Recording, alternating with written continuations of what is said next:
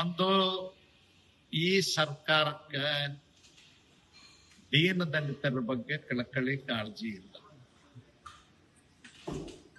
ಜನಸಂಖ್ಯೆಗೆ ಅನುಗುಣವಾಗಿ ಬಜೆಟ್ ಅನುದಾನ ಕೊಟ್ಟಿದ್ದೇನೆ ಸಿದ್ದರಾಮಯ್ಯನವ್ರು ಬೆನ್ನು ಚಪ್ಪರಿಸ್ಕೊಳ್ತಾರೆ. ನಮಗೆ ವಿಶೇಷವಾದಂತ ಅನುದಾನ ಇರ್ತಕ್ಕಂಥದ್ದು ದೀನ ದಲಿತರು, ಅದರಲ್ಲಿಯೂ ಅಸ್ಪೃಶ್ಯ ಜನಾಂಗದವರು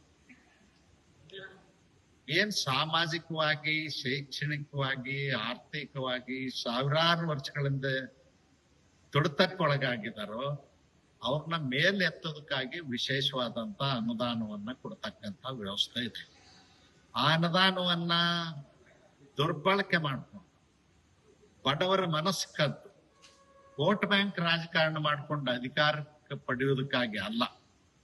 ಅನುದಾನ ಇರ್ತಕ್ಕಂಥದ್ದು ವಿಶೇಷತೆ ಸಾಮಾನ್ಯ ಯೋಜನೆಗಳ ಜೊತೆಯಲ್ಲಿ ವಿಶೇಷ ಯೋಜನೆಗಳನ್ನ SC ST ಜನಾಂಗದ ಕೊಡ್ತಕ್ಕಂಥದ್ದು ಈ ದೇಶದಲ್ಲಿ ಅವ್ರನ್ನ ಸಬಲರನ್ನಾಗಿ ಮಾಡ್ಲಿಕ್ಕೆ ಶಿಕ್ಷಣದಲ್ಲಿ ಮುಂದೆ ಬರಬೇಕು, ಉದ್ಯೋಗದಲ್ಲಿ ಮುಂದೆ ಬರಬೇಕು, ಆರ್ಥಿಕವಾಗಿ ಸದೃಢ ಆಗಬೇಕು, ಅವ್ರ ಕಾಲ ಮೇಲೆ ನಿಂತು ಅವ್ರು ಬದುಕುವಾಗ ಆಗಬೇಕು, ಇತರರೊಂದಿಗೆ ಗೌರವದಿಂದ ಬದುಕಬೇಕನ್ನೋ ಉದ್ದೇಶದಿಂದ ತಂದಿರ್ತಕ್ಕಂಥದ್ದು.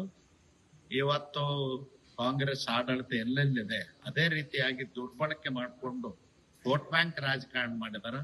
ಸರ್ಕಾರದ ಖಜಾನೆಯಲ್ಲಿ ಹಣ ವಿಶೇಷ ಯೋಜನೆಗಳಿಗಿದ್ದಂತದನ್ನ ಕದ್ದು ಬಡವರ ಮನಸ್ಸನ್ನ ಕದ್ದು ವೋಟ್ ಬ್ಯಾಂಕ್ ಮಾಡ್ಕೊಂಡಂತ ಸಿದ್ದರಾಮಯ್ಯನವ್ರಿಗೆ ಯಾವ ನೈತಿಕತೆ ಇಲ್ಲ, ನಾ ಐದ ನಾಯಕತೆ ಹೇಳ